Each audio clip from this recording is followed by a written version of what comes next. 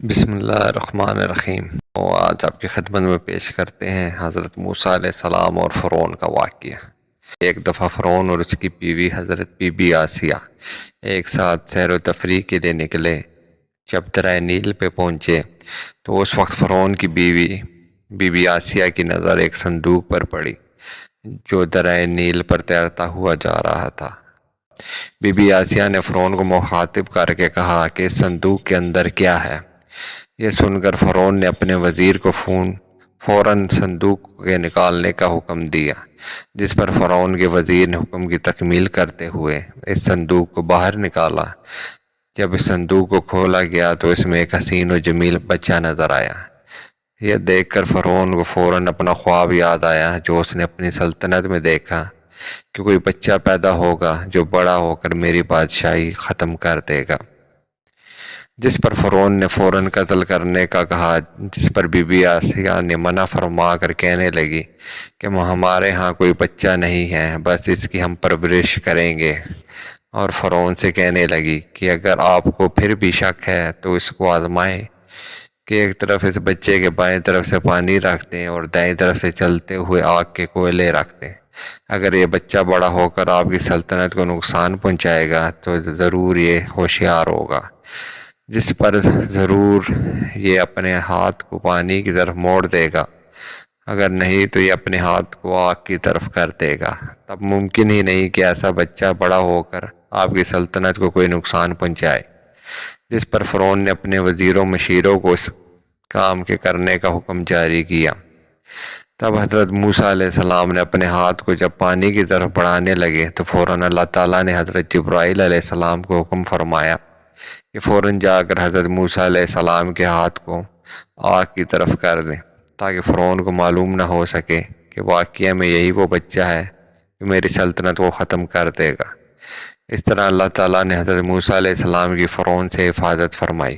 حضرت موسیٰ علیہ السلام کی پیدائش کے بارے میں آتا ہے کہ جب فرعون نے خواب دیکھا کہ ایک آگ میں جو بیت المقدس کی طرف سے آئی، جس نے مصریوں کے اور قبطی و فرعون کے قوم کو جلا کر راکھ کر دیا، لیکن بنی اسرائیل کو کچھ بھی نہ ہوا، جس پر فرعون بہت پریشان ہوا اور اس خواب کی تعبیر کروانے کے لیے نجومیوں کا بلا کر خواب کی تعبیر پوچھی، جس پر نجومیوں نے کہا کہ مصر میں ایک بچہ پیدا ہوگا جو مصر والوں کو تباہ برباد کر دے گا، جس پر فرعون نے حکم جاری کر دیا کہ جو نامولود بچہ پیدا ہو اس کو اسی وقت قتل کر دیا جائے، جس پر فوراً کام شروع کر دیا گیا۔ لیکن کافی دیر تک یہ ترکیب چل نہ سکی، کیونکہ اس وقت فرعون کے وزیروں مشیروں نے فرعون سے کہا کہ اگر اس طرح بچوں کو قتل کر دیا جاتا رہے گا تو نسلیں ختم ہو جائیں گی، جس پر فرعون نے کہا کہ پھر 1 سال بچوں کو قتل کر دیا جائے اور 1 سال چھوڑ دیا جائے، اور اس طرح یہ سلسلہ جاری رہا۔ اللہ تعالیٰ کا کرنا یوں ہوا کہ حضرت موسیٰ علیہ السلام کی پیدائش بھی اسی سال ہوتی ہے کہ جس سال بچوں کو قتل کر دیا جاتا ہے۔ جب حضرت موسیٰ علیہ السلام کی پیدائش ہوئی تو آپ کی والدہ ماجدہ نے آپ کو صندوق میں بند کر کے دریا نیل میں چھوڑ دیا، جس کا ذکر اوپر ہو چکا ہے۔ حضرت ہارون علیہ السلام کے والد کا نام ہارون علیہ السلام کے والد کا نام بھی عمران بن قابس ہے۔ آپ حضرت موسیٰ علیہ السلام کے سگے بھائی ہیں، بہت بڑے حوصلہ مند اور پرتبار تھے۔ بنی اسرائیل آپ سے بہت محبت کرتے تھے۔ وہ موسیٰ علیہ السلام سے 3 سال بڑے تھے۔ حضرت موسیٰ علیہ السلام اور حضرت ہارون علیہ السلام کے والد کا نام عمران ہے۔ آپ حضرت ابراہیم علیہ السلام کی اولاد میں سے ہیں۔ حضرت موسیٰ علیہ السلام کا قد۔ حضرت موسیٰ علیہ السلام کے قد کے متعلق روایات میں آتا ہے کہ حضرت موسیٰ علیہ السلام کو اللہ تعالیٰ نے حکم فرمایا کہ آپ اپنی قوم یعنی بنی اسرائیل کو حکم فرمائیں کہ وہ اس بندے کو قتل کرے جس کا نام اوت بن عنق ہے، جس کا قد اتنا بڑا تھا کہ یہ بندہ سمندر کے پانی میں مچھلیاں پکڑ کر اپنے ہاتھوں سے سورج پر پکاتا تھا۔ لیکن آپ کی قوم نے انکار کیا، جس پر اللہ کے پیغمبر حضرت موسیٰ علیہ السلام خود اس بندے کو قتل کرنے کے لیے روانہ ہوئے، اور آپ نے اس بندے کو قتل کرنے کے لیے آپ کے پاس ایک عصا یعنی لاٹھی جو 10 فٹ کا تھا، اور آپ نے 10 فٹ اوپر چھلانگ لگا کر، اور آپ کا قد مبارک 10 فٹ تھا، یعنی کل 30 فٹ اوپر ہو کر آپ نے اس اوت بن عنق کو قتل کیا۔ اس سے معلوم ہوا کہ حضرت موسیٰ علیہ السلام کا قد مبارک 10 فٹ تھا۔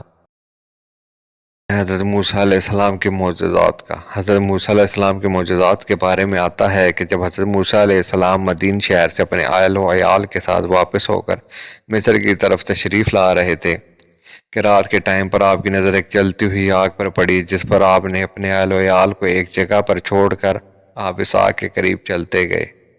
جب قریب پہنچے تو اس وادی کے قریب سے ایک آواز سنائی گئی، جس پر حضرت موسیٰ علیہ السلام کافی پریشان ہوئے، جس پر اللہ تعالیٰ نے حضرت موسیٰ علیہ السلام پر وحی نازل فرما کر فرمایا، آپ پریشان نہ ہو، میں تیرا خالق و مالک ہوں، میں تجھے نبوت اور رسالت سے نواز رہا ہوں، کیونکہ جس کو ہم اپنا رسول نبی بنا کر بھیجتے ہیں تو اس کو نشانیاں دے کر نوازتے ہیں۔ ابھی سوال یہ پیدا ہوتا ہے کہ اللہ پاک نے حضرت موسیٰ علیہ السلام کو کتنی روشن نشانیاں دی، تو اس کا جواب یہ ہے کہ اللہ نے حضرت موسیٰ علیہ السلام کو 9 روشن نشانیاں دیکھ کر فرعون کی طرف بھیجا۔ اس کے بعد حضرت موسیٰ علیہ السلام کے ہاتھ میں ایک عصا مبارک تھا، جس سے حضرت موسیٰ علیہ السلام اپنی بکریوں کو چراتے تھے۔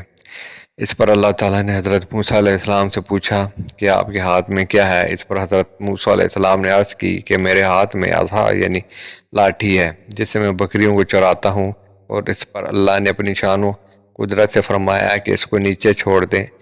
جب حضرت موسیٰ علیہ السلام نے اپنی لاٹھی کو زمین کی طرف چھوڑا تو وہ فوراً ایک خطرناک سانپ بن گیا، جس پر حضرت موسیٰ علیہ السلام خوفزدہ ہوئے۔ اس پر اللہ تعالیٰ نے فرمایا کہ آپ اپنے ہاتھ میں اس کو واپس لیں، یہ اپنی اصلی حالت میں آ جائے گا۔ اس کے بعد اللہ تعالیٰ نے مزید حضرت موسیٰ علیہ السلام کو معجزات سے نوازا، جس کا ذکر ہم آگے بیان کریں گے۔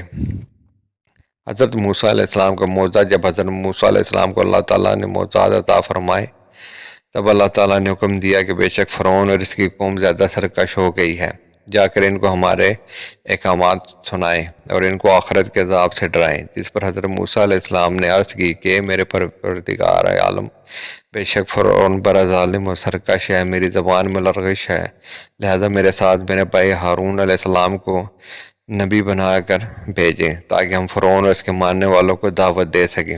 اس کے بعد حضرت موسیٰ علیہ السلام اور حضرت ہارون علیہ السلام دونوں فرعون اور اس کے ماننے والوں کو دعوت دینے لگے، جس پر فرعون نہ مانا اور حضرت موسیٰ علیہ السلام کو جادوگر کہہ کر چیلنج کرنے لگا، جس پر حضرت موسیٰ علیہ السلام نے فرمایا کہ مجھے قبول ہے۔ تب ایک دن مقرر ہوا کہ اس دن فرعون اور اس کے پیروکار کے میلے کا دن تھا، جس پر فرعون نے بہت سے ممالک سے بڑے بڑے جادوگر بلوائے اور لوگوں کو جمع کروانے کے لیے اعلانات کروائے، جس پر دور دراز سے لوگ جمع ہونا شروع ہو گئے، لہٰذا میدان سج گیا، جس پر جادوگروں کی تعداد بھی کافی تھی، اور فرعون اپنے تخت پر متکبرانہ انداز میں بیٹھا تھا، جس پر جادوگروں کو کارروائی کرنے کا حکم جاری ہوا۔ تب جادوگروں نے حضرت موسیٰ علیہ السلام سے ادب سے کہا کہ آپ ابتدا کریں یا ہم؟ آپ نے فرمایا کہ آپ شروع کریں، جس پر جادوگروں نے اپنے چھوٹے کرشمے دکھانا شروع کر دیے۔ نتیجہ یہ نکلا کہ ہر طرف سے سانپ ہی سانپ نظر آنے لگے، جسے دیکھ کر لوگ ڈر گئے۔ اس کے بعد حضرت موسیٰ علیہ السلام نے اپنے اللہ تعالیٰ کے عطا کردہ معجزہ سے اپنے اضحیٰ مبارک کو زمین کی طرف پھینکا، جس پر وہ ایک بڑا سانپ بن کر نظر آیا اور تمام سانپوں کو ایک ہی لقمہ کر کے نکل گیا، جس پر تمام جادوگر نے آپ کا یہ معجزہ دیکھ کر کہنے لگے کہ ہم ایمان لے آئے اس رب پر جو موسیٰ اور ہارون کا رب ہے۔ فرعون کے غرق ہونے کا واقعہ۔ فرعون کے غرق ہونے کا واقعہ کچھ یوں ہے کہ حضرت موسیٰ علیہ السلام اپنی قوم کو لے کر جب روانہ ہوئے تو اس وقت فرعون اپنے ساتھیوں کے ساتھ حضرت موسیٰ علیہ السلام اور ان کی قوم کے تعاقب کرنے لگا۔ جب حضرت موسیٰ علیہ السلام اور آپ کی قوم دریائے نیل کے قریب پہنچی، تب حضرت موسیٰ علیہ السلام نے اپنے اضحیٰ مبارک یعنی لاٹھی کو دریائے نیل پر مارا، جس سے دریائے نیل میں 12 راستے بن گئے۔ آپ علیہ السلام نے اپنی پوری قوم کو دریائے نیل سے پار فرمایا۔ تب فرعون اپنے لشکر کے ساتھ آن پہنچا، لیکن اس وقت حضرت موسیٰ علیہ السلام اور آپ کی قوم دریائے نیل کراس کر چکی تھی۔ جب فرعون نے دریا کے اندر راستہ دیکھا تو فرعون اپنے گھوڑوں کو آگے بڑھانے لگا، لیکن گھوڑا آگے بڑھانے کا نام ہی نہیں لے رہے تھے۔ تب اللہ تعالیٰ نے جبرائیل امین کو حکم فرمایا کہ فوراً جنت سے ایک گھوڑی لے کر فرعون کے گھوڑے کے سامنے لے جا، تاکہ فرعون کا گھوڑا اس گھوڑی کو دیکھ کر آگے بڑھے۔ تب جبرائیل امین نے جنت سے ایک گھوڑی لے کر دریائے نیل کے پاس فرعون کے گھوڑے کے پاس لے کر آگے بڑھنے لگے۔ تب فرعون کا گھوڑا آگے بڑھنے لگا۔ جب فرعون اور اس کا لشکر دریا کے درمیان پہنچا، تب اللہ تعالیٰ نے دریا کو حکم جاری کیا۔ اس طرح فرعون اور اس کے لشکر کو اللہ تعالیٰ نے تباہ و برباد کر دیا، اور فرعون کی لاش کو قیامت تک پرنات بنا کر وہ آج بھی مصر کے عجائب گھر میں موجود ہے۔ ناظرین یہ تھا آج کا واقعہ، تو لہذا اور ویڈیوز کے لیے ہمارا چینل لائک کریں، سبسکرائب کریں اور شیئر کریں۔ فی امان اللہ۔